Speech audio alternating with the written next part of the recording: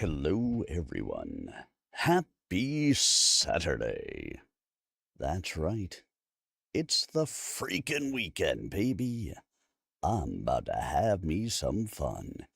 And what fun are we going to have? That's right, we are back to Spectral Braver, the first arc, where a man goes to a haunted house to write a video game. And things have gone sideways. But it's okay, because at this point, I believe he did. I say he did. That's right.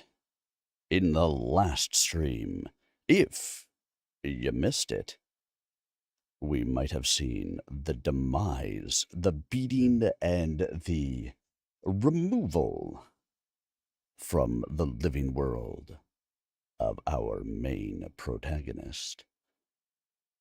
Does that mean the story stopped? Why, no! No, it did not, because this is, ladies and gentlemen, a ghost story. Yes, as you might expect, we have a story of ghosts and specters. I wonder where the name Spectral Braver came from. So it is quite exciting, and it is going to be intriguing what we see coming up next. But to start with, I need to give you all a little warning, because this book is a little bit different than many different books in the style that it is written. So, let us start by taking a moment for me to give a note to you readers. Note to readers: Spectral Braver uses a style dubbed novel cinematic.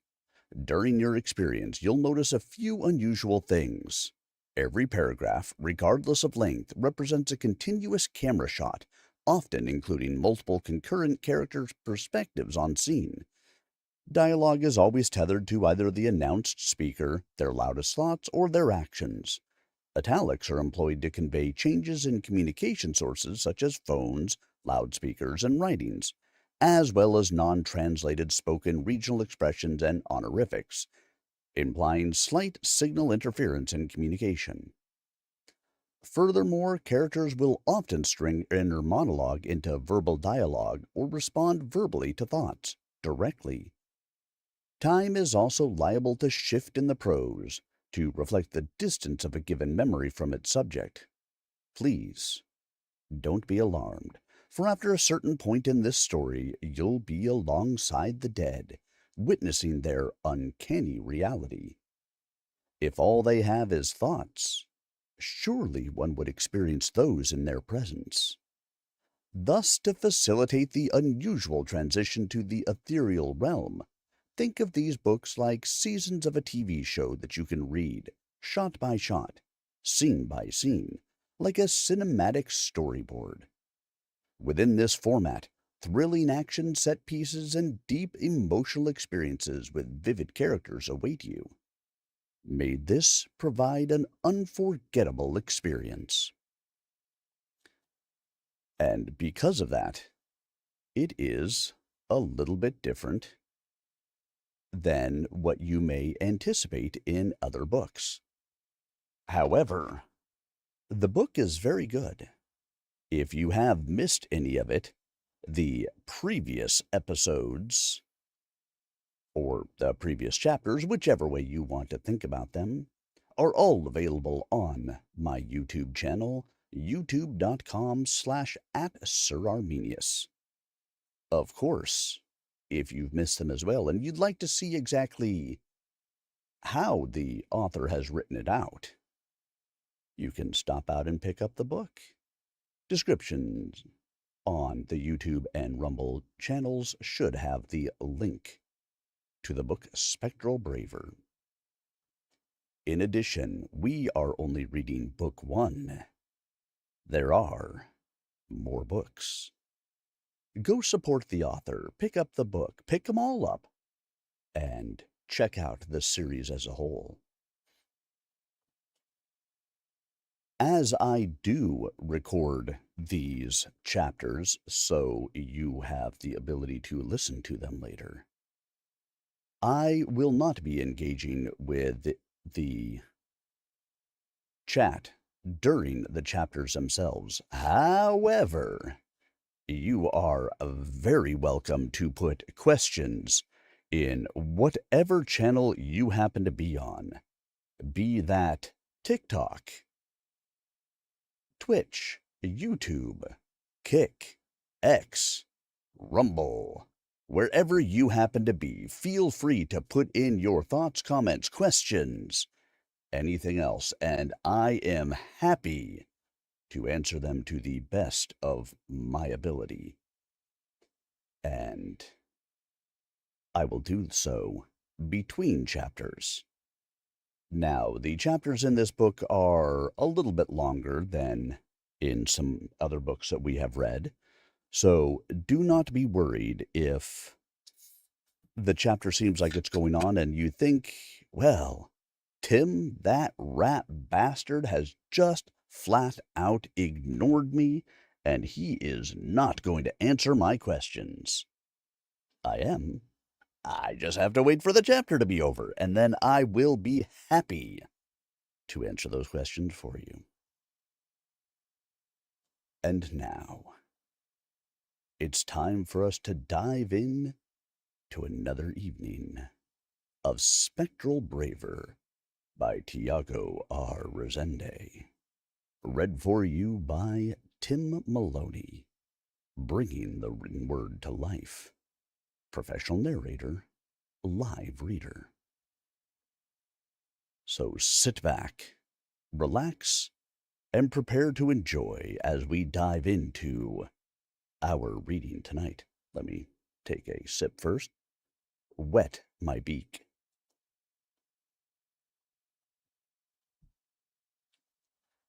And here we go as we jump into Chapter 4, Run to the Attic. Cautiously approaching the house, Felicity looks to the red and blue lights radiating from the roof, tinging the mist. She's seen something similar outside, sometime after Peter died. Those modern constables in dark blue uniforms came into the house, rummaged through everything, placed markers and ribbons everywhere. He and Mary were gone. She assumed the boy went there, into the same light she rejected, whilst desperately looking for her children. Seeing Ben in front of it gradually brought those memories back. Akin to that fearless young man, she chose to stay in order to protect someone. They're so different in so many things, disparities born from age to fashion, surely language. But in their hearts, they may very well be the same person. If only she was braver. The cavalry is here, seems like, as Ben reaches into the red door. Kid, once we get in there, I don't want you to look at anything. You go straight upstairs, close the door like Felicity taught you, all right?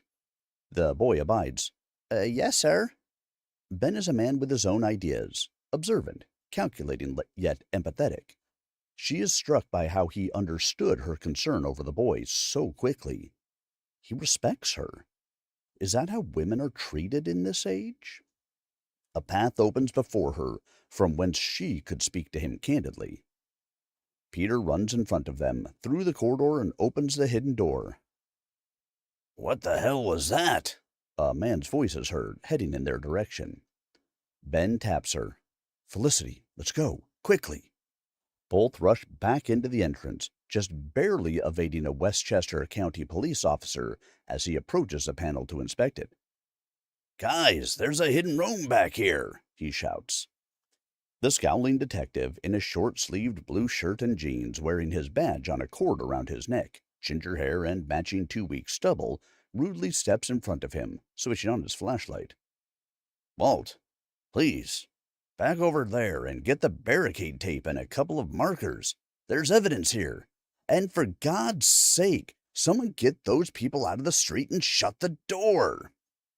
Ben looks at the people outside. They're saying things about the house. "God help us, the house killed again, after all this time." The next-door neighbor goes, "I actually talked to him, you know. He acted as if nothing was wrong, the dumb kid." Another one, "You heard him yelling last night, right?" "I heard him across the street. It sounded like his girl kicked him out of the house or something." Ben can see Bert in the crowd. He's distraught. If this didn't happen, they would probably have become good friends. Quite unusual for that world. The officer closes the front door. Felicity looks anxiously at the attic entrance. Peter's going in, but Lydia's head pops out at the last second, with a troubled face. Good. Mommy is safe. The mother is relieved, waves her to go back inside.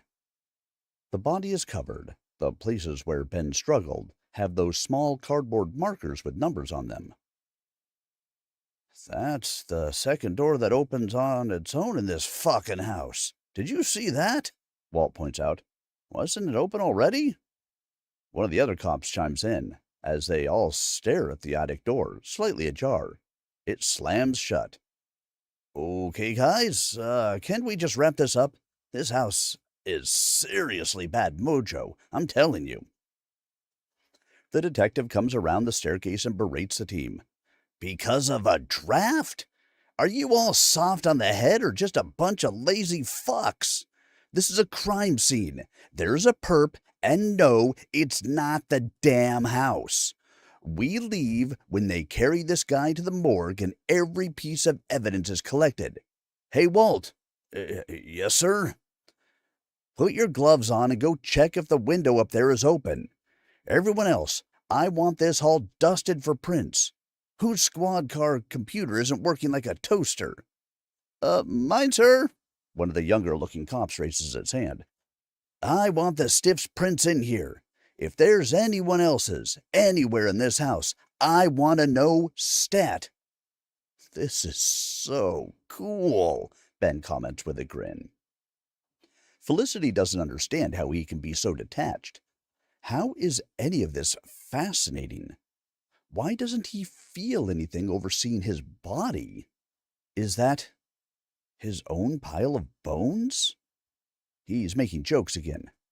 "We're reporting live from my own crime scene. Always want to see these guys do their forensics things. I'm like a fly on the wall." Such silliness from this big child. Why he speaks into his fist. Officer Walt is reaching the attic. The corpse mother is nervous. "Hey, it's fine. Bunch of people here. It's daytime. Let him go in. Besides, it would be hilarious if the kid scared the bejesus out of him right now." She glares at him, definitely not happy. "You think this is some manner of joke, don't you?" He doesn't know what to say as she raps into the attic door. Damn it. His amusement vanishes, realizing what the issue is. She worries. Always has. For years upon years. She's the one person you don't want to be a jag-off to. Watch your mouth, man. "Is this CCTV internal?" the detective asks, pointing at the hidden cameras. Don't look like it, sir." A cop inspects the utility box. "Find out where it's streaming the footage," he orders. As the ghostly young man goes up the stairs, he wonders if they are deleting the footage back at Grubbysoft, like a dumb kid caught with his hand in the cookie jar. Surely wishes they did, because that would implicate those corpo bastards in what happened here. Serves them right. Then again, not my problem anymore. The moment he's about to reach the door, Walt comes out, looking at his phone, and phases through him. He feels it, just not enough to startle the man. This encounter, however, surges the ghost's senses. He captures the cop's momentary experience from his thoughts. "Didn't see or hear anything up there." Just felt intense cold. Nothing, sir. But it's like a freezer in there, and it says here, weather for Sleepy Hollow is like 80 degrees right now. The other cops are looking at him funny. I'll go up there in a minute. Just come down and help him with the prints, the detective instructs. Inside the attic, Lydia, in her tiny purple dress, grips Mother's skirt. I couldn't find you, Mommy. I was so scared. There, little pumpkin. I'm fine. Felicity rubs her hair. Gunner, wearing a white shirt and blue pants, stands by the window and shrugs. I told you we were all safe. Didn't believe me. Lydia shoots back, pouting. Yeah? How would you know? The boy walks to the other end of the room. Because I could see them, silly. Like this. Slips half of his form into the wall which faces the garden and comes out again. See? Lydia starts bawling and the mother consoles her, while giving a stern look at her son. Ben goes, That's pretty impressive, kid. But you should have taught your little sis how to do that. No point in making her this upset. Witnessing the whole scene from the doorway, wonders how far one can push this reality. Walls can't stop you. Seems you can even move stuff like doors. Warp instead of running. There has to be a way to employ these abilities into an escape plan. Felicity tilts her head. Foolishness aside, still fatherly, in fact. Good. Ben is right. Your sister deserves your consideration, young man. Lydia, sheltered by Mother, shoots a tongue to her older brother. She is absolutely adorable. The modern gentleman walks up to the tiny girl and crouches at her eye level with a tender grin. We haven't been properly introduced. I'm Ben. I know. The miniature Felicity grins. Mommy talks about you all the time. She's being mischievous. Oh, does she now? Looks upwards at the bigger one, who swiftly darts to the window. Yes, she says you are very rude. You shouldn't swear, you know. Yeah, I know, and I'm sorry. I'll do my best to keep it clean. Draws closer to the tiny girl and whispers inquisitively. Did she say anything else? Mommy says a lot of things, but the most important of all is the thing she doesn't say. Lydia! Felicity shouts without turning to her child. The three kids all start hopping in a circle around Ben. Ben and Felicity sitting in a tree. Kissing. Laughter ensues. The corpse lets off a deep sigh and looks at the floor. He gets up and stands beside the depressed mother. You have lovely kids, you know. Despite all this, they can still laugh. They haven't laughed much at all for a very long time. Not until you arrived. They would play, as children do, but I can't recall a time when they were this joyful. Hey, Felicity, I'm flattered. But if they didn't feel loved in the first place, I don't think I would have made much of a difference, you know? You protected them in more ways than one. I stayed for them. They're everything I have. Turns to the side. So much pain on this woman. And now you have me too. Ben smiles at her with the same tenderness he afforded her daughter. Well, why would you say that? A furrowed brow on this gray husk. Ben wonders if it's that outlandish to care for someone with a kind soul. Why wouldn't he say it? He assuages her. Because it's true. When I said I'd be here for you, I meant it. Mr. Freeman, I... She's about to cry. Hey, we're friends now. No matter what. Look, I apologize if I seem as though I don't take anything seriously around here. But like you protected their tiny hearts from all this darkness and death, That's my way of protecting yours from the same thing. Felicity knows she heard him right. This man just said he wanted to protect her heart. While she weeps, Ben rests a hand on her shoulder. The warmth of his touch felt nothing like she imagined. Thought it would be different from the children. But nay, it is just as soothing to have this gentleman beside her, so present and lively as he is. A reprieve from her fears. The birth of a ghost. A painfully slow process by which the trauma of one's demise is locked into the one memory it holds, the moment it ended. As a result, a ghost may spend many years repeating it, acting it out, no thought behind it, like a broken record, skipping on the same groove over and over again. Some of them never stop doing it. Others, however, for what can only be explained by their willpower, attempt some kind of sentience.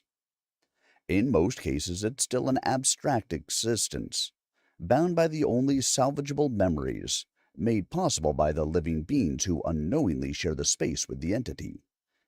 It is nonetheless an incomplete picture that is being shown, insofar as one, mired in such disruptive confusion, may never attain the necessary distance from their strange condition to see it. Maybe the mind of the one who lives rejects the one who's dead.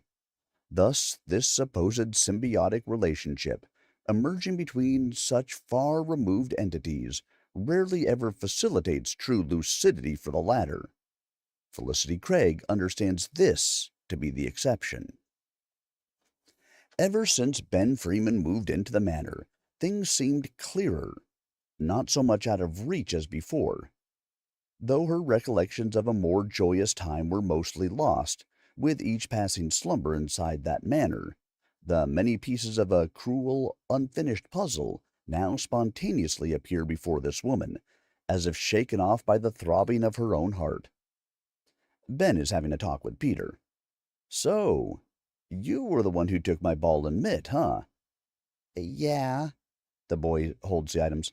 but I gave them back. "And it was Gunnar and Lydia who came over to return them and apologize. A man has to account for the things he does, you know?" Gunnar comes to his surrogate brother's defense. To be fair, sir, it was Mommy's idea. Peter can't come out of the attic no matter what. Gotcha. Ben faces the boy again. "I'm not mad at you. We all gotta be very careful from now on. I won't let this situation stand forever, but you guys have to be patient and start obeying Felicity, okay? She's worried sick all the time." I know. Is it okay if I keep these? Absolutely. You know how to play? I think I do, but this feels different. It's bigger than I remember. Looks at the ball, slightly confused. Doesn't recall much about his life before he died, other than his mom. "That's because you're a softball guy. I did Little League baseball back in Pittsburgh when I was around your age. It's a bit harder, but there's a lot more stuff you can do, especially as a pitcher." Oh, yeah? The boy is transparently happy to share an interest with this silly adult. "Yeah, I'll teach you. Go all the way over there to the window. Put on the mitt." The boy runs off and gets in position. "Okay, so depending on what kind of hitter you're up against, you pitch with an effect that works best to make him strike out. See how I'm holding the ball now? 2 fingers and a thumb. The rest goes behind the ball like this. This is a curveball." Ben raises his leg to the side and rotates his body to apply force to the pitch. The ball packs one hell of a punch. Peter catches it and slides across the floorboards, all the way against the window frame, bumping it audibly. That force definitely surged through the attic. Wow, Ben, you're really strong, The boy exclaims, taking his hand off the mitt. That burned. Felicity is sitting on the floor with Lydia, playing pretend tea time while observing the two. Chuckles to herself. It would seem I have 4 children now. Darkness drapes the entire house once more. Ben sneaks out of the attic, scoping around. Everything is restored to the way the manor stood in the 1800s. All of his belongings vanish as if he were never there. The same goes for all the markers and barriers the police scattered around. That shouldn't be possible. The silence which befell this house strikes him as draining. It's as if he took sleeping pills.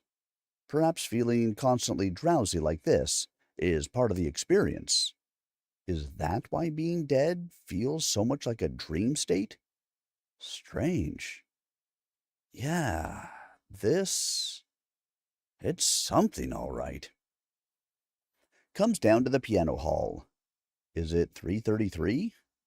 Like all those other times he got woken up in the middle of the night? Why was it the same hour every time? There has to be a You say it was the same hour each time? He's startled. Felicity floats behind him. Exhales. Jeez, you're so quiet all the time. I apologize profusely. She bows. Ben chuckles and turns back to the piano. You think that monster is coming out again tonight? He might, but the house grows quieter. Let's hope that endures. I notice you keep referring to it as a man. You think it's Jack? He was. Now, I'm not so sure. The things it does and says don't seem like him at all.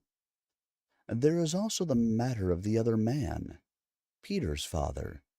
The same demon took his place. They died the same way as you? He was more merciful. They were both sleeping soundly, and he smothered them with a pillow, one after the other. They didn't move right up until I saw them, outside themselves. Ben is so pensive. So the M.O. doesn't matter. Not a pattern worth a note. What about him? How did he die? That I remember very clearly, because it was exactly like Jack. Felicity is choking on her own blood. One of her eyes can't see, the other is awash by it. In the red haze, she sees Jack, spattered, eyes wide open, bloodshot, an unnatural grin on his face, like a jester. Her life is ebbing away. She's unsure which pain is worse, her lifeless children, the man she trusted with her life, her love, or the cuts all over her face and neck. Tries to say his name. This foul creature, taking possession of the man she trusted with everything which mattered to her, approaches with the same manner of morbid curiosity as a cruel child, torturing a dying insect. It tilts its head to the side, wishing to catch a glimpse of the moment life fades from her one good eye.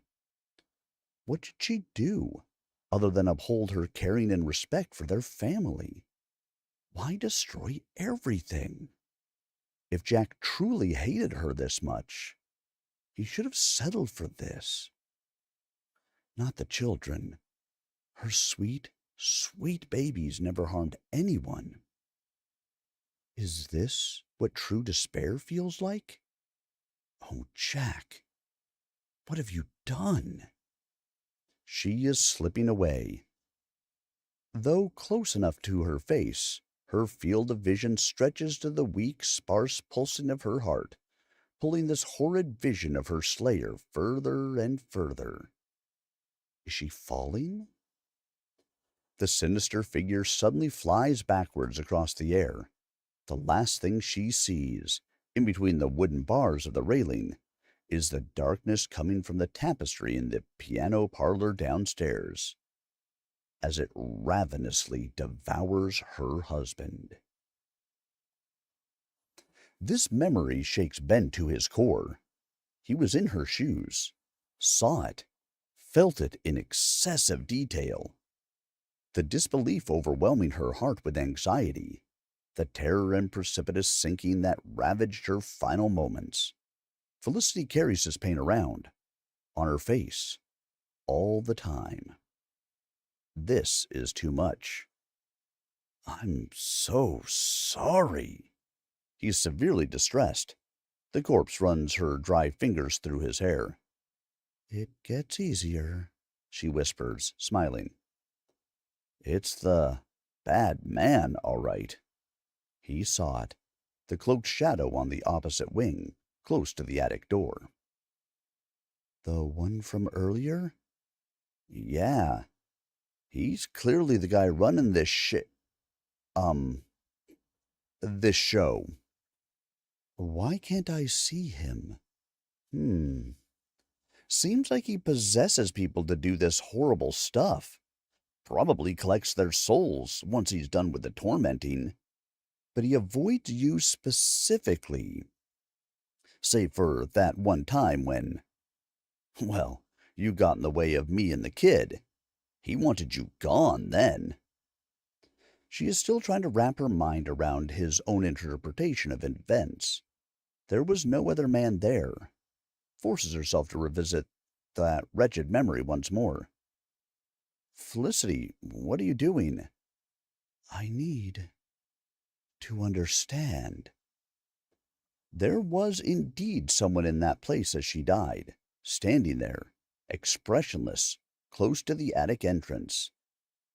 The black-haired woman Jack brought into the house. She slept in the downstairs quarters, never talked, never smiled, rarely left the room. Jack would sneak out of their bedroom every night to be with her. What was her name? Please remember, she utters, fading into the darkness of the house. I can't. Collapses to the floor, exhausted. Are you all right? Rushes to help her. I am. But it wasn't a man I saw. You were right. There was someone there, but it was a woman. Her face was so far away. Picks her up off the floor. It's dangerous here. Let's go upstairs. The corpse lady is too worn out to even acknowledge that he's cradling her in his arms. This recollection was too much straining. The house is becoming quiet, and all she can do, once that happens, is sleep. Dark rain clouds hover above the manor. A disquieting sense of shade was felt from above, as well as below, while a faceless Felicity exited the master bedroom that morning. Jack wasn't home, yet that person was. A dark-haired woman crossed the entrance, wraith-like. Her walking was as sudden and swift as a gust. She couldn't see her face, just the inscrutable, long, dark mane, flowing. Turning the corner under the stairs, it was gone with a soft, stealthily shutting of the downstairs quarters door. This person wasn't invited, yet entered as if it were of the house. Could that be truly a ghost? Gunner shortly came out of his room on the other side. She was wary to speak, unsure of what she saw, hesitatingly gesturing a beckoning to her oldest son. He noticed this promptly, stopping at the top of the stairs. Mommy, are you all right? You look pale. Gunner, that woman. I don't like her. Lydia barely comes out of her room because of her now. We have to speak to Father about this. I'm sure she did something to scare her. Felicity gripped the balcony railing hard. In the throes of frustration, her husband wasn't even present, yet this woman was down there. The door opened again. Ponderous steps approached steadily until this figure, with dark hair, dark eyes, pale and nondescript, stood in the entrance hall, between the lady of the house and her son. She stared directly at the boy, who took courage to address this wraith. So you understand what I said this time. Did you say anything to my sister? Why is she scared of you? Was definitely angry. Scared? She wondered with a broken English accent. Lydia's door opened slightly as the little one spoke warily behind it. Big brother, it's all right. Don't make Mommy upset. This woman used this to argue. See, she not scared. No scary. Felicity was just about enough of this exchange, staring at the shadow of her cowering baby, betraying this evident lie. Rushing downstairs, the mother's tone unhinged from her usual sense of grace and politeness, for it was instinct thus commanding her rampage. "I want you out of this house! I'll be damned!" Gunnar likely had never seen her like this. Mommy, please don't get angry. Let's just ask Father. Your father? The one who was never around? The boy's face melted in dismay. Felicity immediately regretted this loud outburst. It wasn't his fault. This woman, however. There stood the nightmare.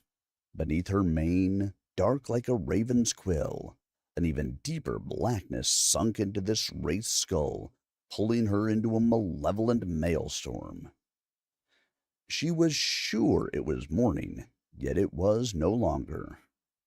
Amidst this sudden void, two glowing orbs of crimson locked onto her very soul. It was at that moment that the woman's voice was delivered in impeccable English alongside a man's.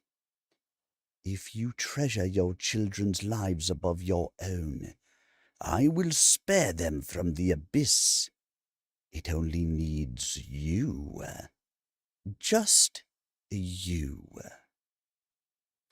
Suspended amidst this terrifying vision, the mother was shown the totality of this abyss. A cavernous expanse of pulsing flesh, littered with black veins. So many muffled cries reverberating these walls. "Will you let him?" She didn't understand this. What did it want? "When Jack truly comes, will you let him take you?" Shuddering, she responded, I am Gunnar, the Brave's daughter. Jack has taken more than his damned share already. He has taken too much." Jack takes everything, then.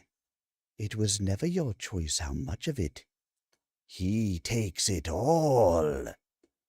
No! Her desperate cry, as she turned away from this hell, wasn't reaching her children. Their standing figures beneath the stained glass window suddenly drew blood from their clothes. Spreading.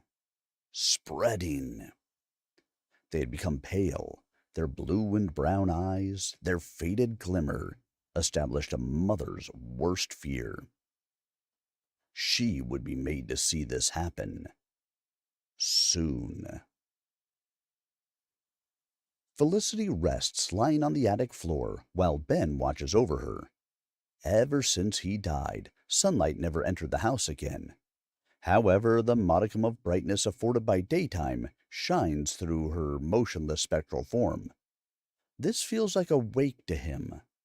This woman is so thin and decayed. This reminds him of... What? What was that memory? He's feeling tired as well. Doesn't know how long he sat there on the floor, looking over her, helpless. The children are also unusually quiet. He knows they're somewhere in the room with them, even though he can't see them anymore. This is how they sleep. Now he gets it. The house has been empty for a while. He's unsure of how long, because nights are not that different from the days. What he does know is that it is related to how tired everyone feels around here. Even the thing downstairs doesn't come up once. He lies down next to her and holds her hand. All we can do now is wait. Please be okay. Keys jingle. A door opens. Ben instantly rises. Felicity? She gets up as well, looking at her hand as it gradually becomes solid again, gently holding on to. Ben? Pulls her hand away and warps all the way to the window. The kids promptly appear. Lydia chirps. Good morning, Mommy. Felicity paces back and forth while looking at this man as he sits back on the floor. This is unexpected, but worse still, it shouldn't be. What are you doing here? You were sleeping, I think. I was about to doze off too, and... No. Why are you here? How can you see me and talk to me and... She grabs a hand he was holding, squeezing it against her chest. Wait a second. You don't remember? I died. He gets off the floor, with the realization that she might have just lost everything since that day. Felicity? Look at me. She is starting to panic. Ben's death is once more replayed in her mind. She was too afraid to intervene. He died because of her. Ben! Oh, no, no, no, not again! Please wake up, Ben! He warps to her and holds her hands. Hey, calm down. Listen to me. You don't need to go through that again. I'm here. Everything is fine. We're all here. The children gather around the huddling pair. Gunnar chimes in with his insight. Mommy forgets a lot of things. We all do. But some of it comes back after a while, sir. Oh, man. This is messed up. He is having trouble coping with how this reality works. His mind had always been the one sharp instrument that he could rely on, but this place can just take that away at a moment's notice. This isn't good. If he starts to forget things, then there's really no way out of that house. A female is heard below. Oh, hi. Yes, I'm at the house. No, with the transport crew. They're downstairs with the boxes to pack his stuff up. His company is shutting this place down in a week's time. You were interested in any of his stuff? Figures. Me neither. It's all nerd stuff. But, no, yeah, I'll just drop it off at Mom's, and when you have the time, you can just put it all up for sale on eRay or something. Nah, it's fine, Jared. Knock yourself out. Do what you want. I gotta go. Kiss, kiss. Several people are heard going about. It's Emily. God damn it. She came to take my stuff. Ben dashes to the attic door and tries Gunnar's wall-phasing trick. Oh, man. What, Ben? What's wrong? Little Lydia's head shows up under his as it sticks out through the door. Both pull out and walk up the stairs. Okay, guys, we have a problem. The young man starts an impromptu family meeting. I need you to all go through my stuff and find something you really like, because they're going to take everything away as it is. Right now. No! The boys cry in unison. It's fine. We can hide stuff, right? Let me open the windows here. Let's see. Ben is having trouble figuring out how to lift the latch on the bottom panel so he can raise it open. Felicity gently reaches into it. There. You're the best. A kiss on the cheek, freezing her in place. Come on, guys, hurry up. What you got? Peter shows his mitt and baseball. I already have what I want. I'll take this four-legged machine. Gunnar shows an army green armored war mech model to his childlike adult, instantly gaining his approval, as he nods to his comrade in geekdom. I have my mommy. Bah! Those are all war toys. She and I have a tea set, don't we, Mommy? Lydia says proudly. Yes, little pumpkin. Felicity gives off a slight smile. Playing with her baby is one of the scant distractions she is afforded. Ben instructs, Okay, drop him out the window into that bush right over there, really carefully. Busily rummaging through the boxes himself, trying to remember if there's anything useful in there. Finds his bright red protective gear that he got for Christmas for his brief stint with skating. To his mother's chagrin, these things ended up being used for fights with the neighborhood kids back in Pittsburgh, clearly out of his embarrassing 8th grade syndrome phase. Man, that was cringe. And he still got his ass handed to him. A chuckle slips out. Might as well look the part. The boyish side of him aims to impress her. If he's kitted out to be a legit-looking street fighter, perhaps this inspires Felicity to do more than just hide up here. The problem is, can he put those on? He could touch a ball for some reason, but was unable to open a simple window. Felicity, can you help me with this for a second, please? What's the matter? Floats to his side. You think I can wear these on my arms? She looks intrigued at those odd red gauntlets with seamless straps and fingerless gloves.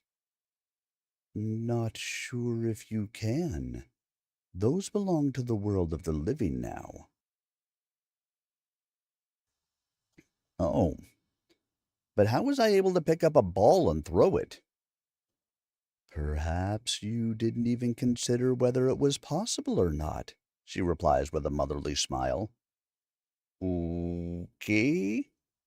This being dead stuff is really complicated. Struggles to get the gear off the box. Let me help you. Felicity takes it, floats to the window, and drops it into the bush. There. All done. Now what should we do? What is actually happening in that room? Is this window opens and shuts? Well, several voices sparsely fill the cold wooden roofing. Well, you guys hide or something. I'm going downstairs for a bit. Be right back, okay? He warps out the attic as the rest of them stand there perplexed. Okay, time for payback. Let's see how you deal with ghosts, Em. Okay, ladies, so where do we start? The moving crew prompts the thoroughly disinterested Emily in her pretentious champagne pantsuit. She barely looks at the man. You can start with that office. That computer belongs to Grubbysoft. Those 2 boxes there with the label are to be dropped at their headquarters. The rest can just go on the regular ones. Also, check the other rooms for any belongings. Those are likely his as well. Sure thing. 'Kay, guys, let's hustle. They start heading upstairs, while she sits in the dining room, pulls out her phone, and crosses her legs. They're likely to be there a while, and the day is already a loss, so she might as well indulge in some online shopping. This place draws an exasperated sigh from her. All that bullshit you got yourself into back home, and now we have another funeral. Hope you're happy, Ben. Seriously. The phone flies out of her hand. She looks at it in trepidation, trying to understand what just happened. However, before she can get up to grab it off the floor, cabinet doors start opening everywhere around her. Sounds in the kitchen of pots and pans being tossed around, chairs slide rudely across the floorboards. Utter chaos is being unleashed. The phone went to the messaging app. When it fell, 2 solitary words typed on it. Fuck off. Emily's face turns white as a sheet, drenched in cold sweats and this overwhelming urge to run away. Upstairs, one of the men calls out to her. Miss Freeman, his clothes are for donating or something. The woman is wide-eyed, running out the front door. Miss Freeman? What the fuck? He goes downstairs, only to see her red sedan furiously drive off. Was that really necessary? Felicity appears beside Ben in the entrance hall. Nah, it felt good, though, he goes with a neutral expression. Was that your sister? Yep. She's concerned. She didn't seem sad at all. Did she forget you? Don't think so. She just doesn't care about anyone. Never did. Ben goes back to the attic. Felicity stands there, realizing that, while some people may grieve the life they once had, he was absolutely done with it. That's why he's unafraid. He was alone. But if so, who protects his heart? As she utters this question, the best answer immediately presents itself. That would be me, right? With a silly grin, she returns upstairs to be at her family's side. Once more, the house is submerged in unearthly darkness. The 19th century furnishings thus restored to the home of the Craig family. Felicity sits at her old dressing table. The oval looking-glass reflects her veiled visage back to her. She lifts it somberly. A gray, mangled, crinkled face, darkness for eyes, teeth protruding from her vanishing lips, brushes the dried-up bangs on her carefully wrapped ashen hair. Remembers Ben's expression when he first saw her, up the attic stairwell. Unmistakably absolute terror that was. The fact he is able to look past that first impression is remarkable. Puts the brush down and restores the black veil to hide from her own reflection. A deep sigh. You are fortunate enough that he cares about you and the children. A man with such a good heart is a gift as it is, Felicity. Don't fall prey to your conceit. That's not why he... The floor vibrates from the tones of the piano downstairs. Whoever is playing it doesn't know the first thing about scales. She quickly floats to the stairs landing and carefully peeks at the piano hall. It's Ben. He's trying to play something, but he's so terrible at it, might as well have been a cat doing it. He looked so happy when she played. It filled her heart with joy. She wants to feel that again. The corpse lady appears beside him. Her degraded visage is still somewhat capable of emoting amusement. She admires his boyish yet scuffed charm, whereas he's too focused to notice this silly smile forming behind him. I'm as good as a cat walking on the keys, but I'm actually making sounds at least. I think I got this moving stuff in the real world thing figured out now. My father had me enrolled in the music academy when I was about Lydia's age. By the time he was to be sent to the front lines, I had written a piece for him to wish him safe returns. I was glad it was finished before he left. Played it here, where you sit right now. Do you remember it? How could I forget? She smiles. With fingers like these, Wiggles them. They are indeed the hands of a pianist, flexible, thin, with long digits. Even if my mind forgets, these do not. He stands up. Can you play it for me? She has that stupid smile again, cracks her fingers and starts playing her theme. The beautiful melody echoes throughout the house, painting it in shades of melancholy, as well as hope. That the darkness will end one day and her heart will be whole again. An ode to family. The theme is so ingrained in her very being that she can play it anywhere. She feels confident. Despite all the horrible things that happened, hope returns. Gets up and stands face to face with Ben. There is an uncanny sweetness behind her decrepit grin. He's amazed by how the keys keep moving without her, continuing to faithfully reproduce her cadence and emotion. "Would you honor me with this dance, kind sir?" Takes his hand. Now, there's something I've never done before. He remembers that in period movies, couples bowed to each other before a dance. The surprisingly gallant young man obliges. Behind her veil, an even warmer smile. He's beautiful. When ghosts dance, the floor is an afterthought. Swirling through the air, the couple graciously fills the piano hall with their wondrous spectacle.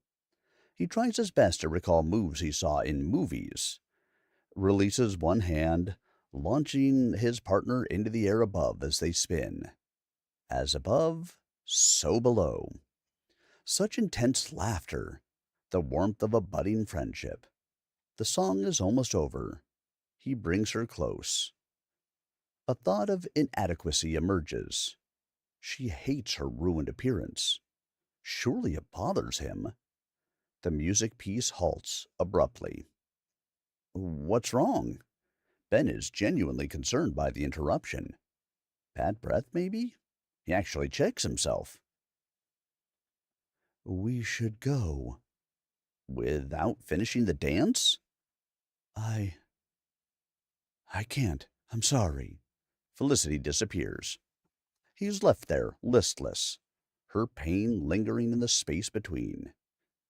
She might be really self-conscious. It's not easy to exist looking like that. But there are things we can do in this reality. What if I could? There has to be a way.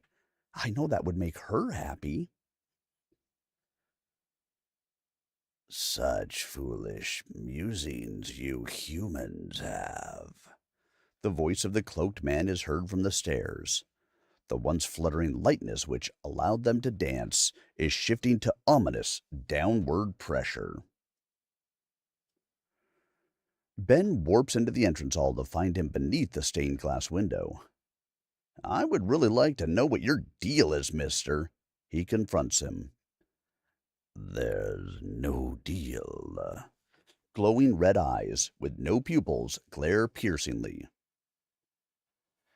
I find it amusing that your motivations entail matters which are completely out of your reach in this condition. Your human-like passions are absurd, dead man.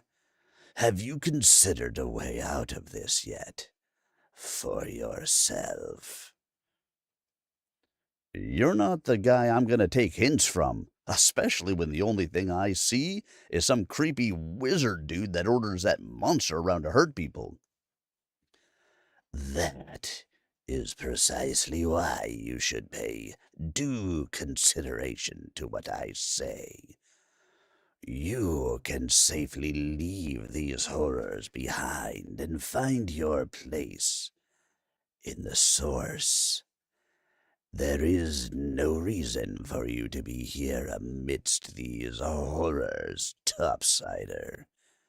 This doesn't concern you. Actually, I count 4 reasons. Jag-off. And what's the source? That hole there, where you obviously come from? The young man points to the rug. The source was shown to you the moment you could have dispensed with your choice. It is not too late still. I can lead you to it. Look, man, I'm getting the creeps just seeing you try to negotiate this. I would appreciate the same level of honesty you displayed when you had me killed. Just saying. Is that what you prefer? The phantom's unclear facade gradually warps into a sharp, psychotic grin. You know what humans say when shit gets real. If you're feeling froggy, then jump. Staunchly assumes his fighting stance. It's not gonna go down the same, though. Fucking guarantee it. Oh, I'm sure it won't. The cloaked figure raises his hand in the piano hall's direction. The red light springs forth from the ground as the tall monster crawls up, fully materialized. It immediately lunges at him, swiping with his claws, trying to corner him into the kitchen. Ben warps in multiple directions, trying to feint his way out of the dining room. Parrying a couple of strikes, it's confirmed there's contact involved now. Good. Ben moves in for an uppercut, and it dodges. This amuses him. Ah! Being much taller than him, hitting the midsection up close may render results. But this room is too cramped to clear an exit. They're circling the table until standing opposite, across the room. Ben looks at it. Should work. Grimaces and uses his foot to lift the entire dining table up, off the floor. A mid-kick to launch it towards the monster. It crashes loudly into the dining hall window, pinning it halfway through it. It is indeed the case that these two beings are affecting the physical world in their scuffle. Lights turn on across the street, and people are coming out in their robes and pajamas. That goddamn house, it's getting worse. The young man sprints off up the stairs, passing by the cloaked figure. Its eyes turn.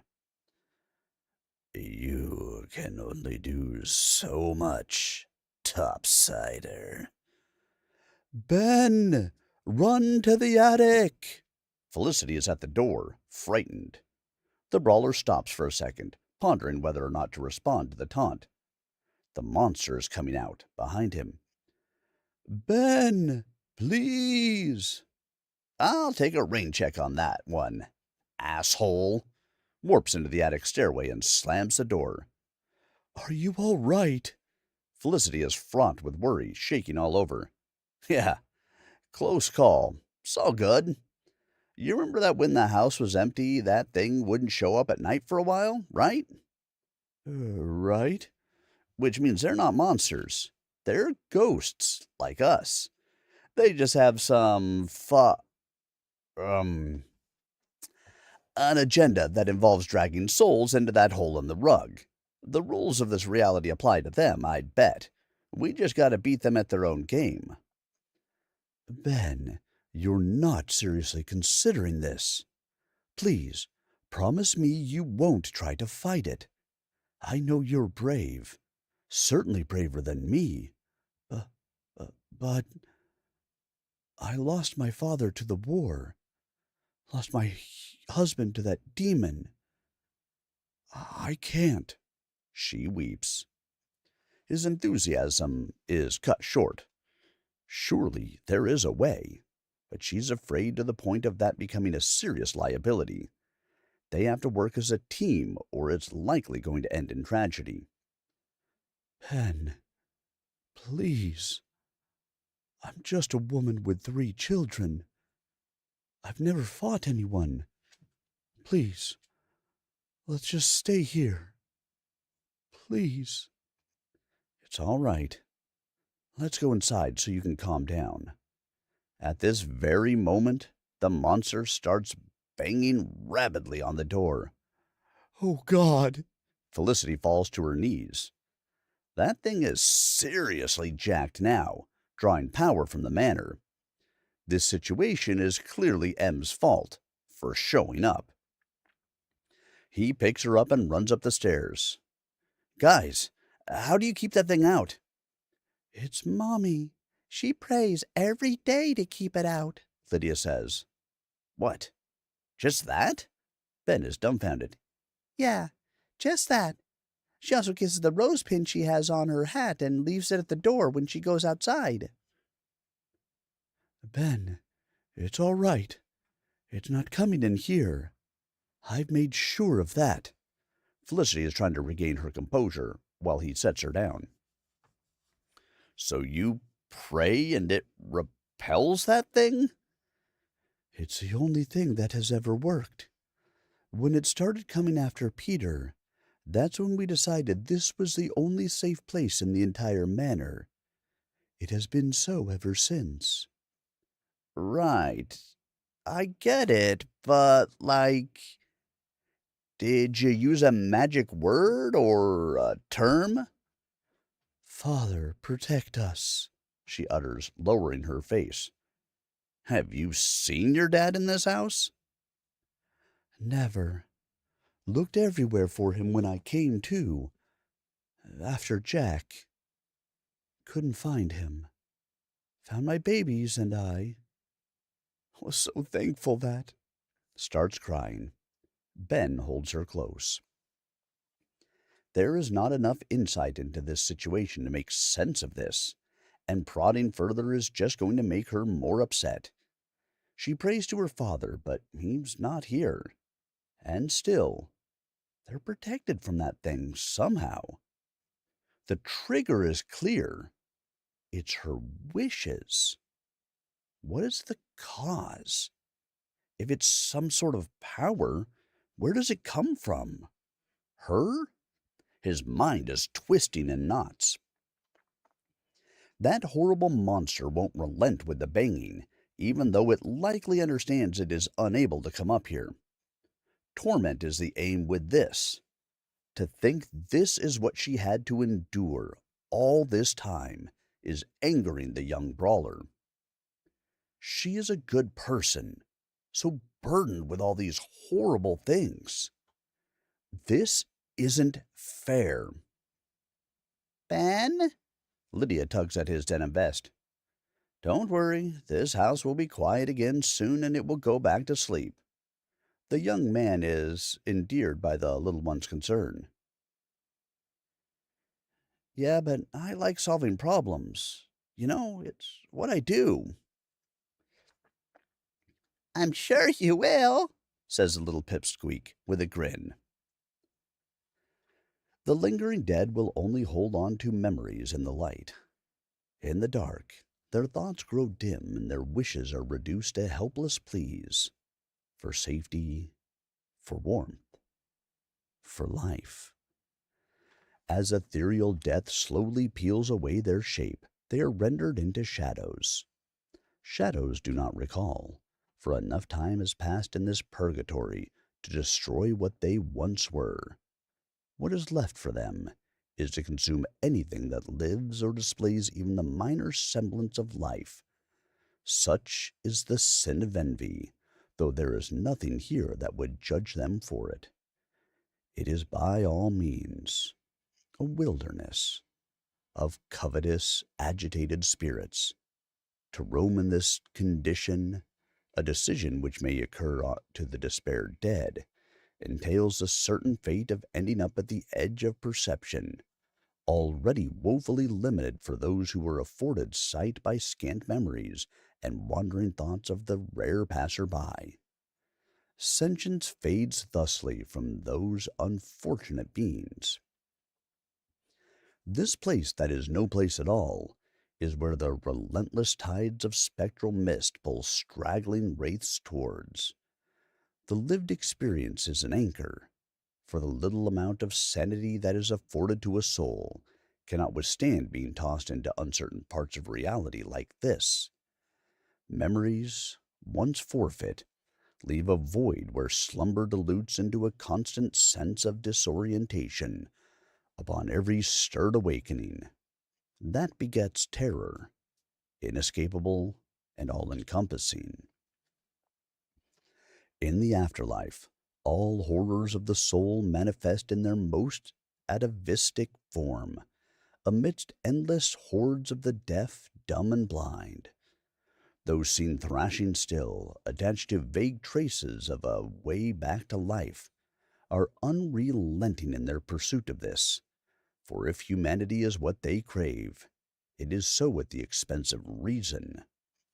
Only the most powerful negative emotions remain in this place that is no place. Fury, sorrow, and fear.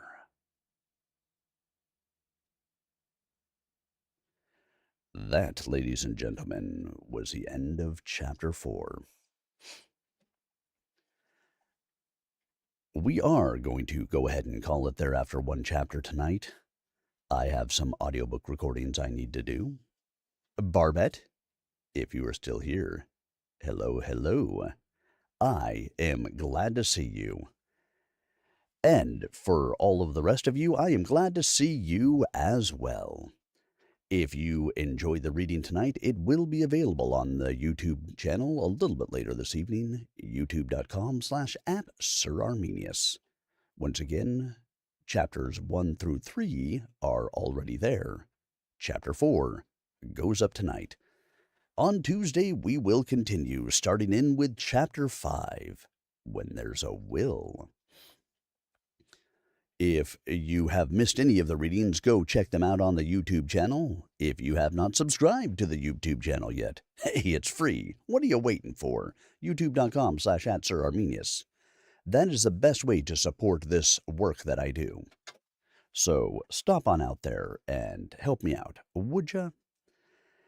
And once again, we'll be back on Tuesday where we will continue Spectral Braver, the first arc, a dark fantasy by Tiago Resende.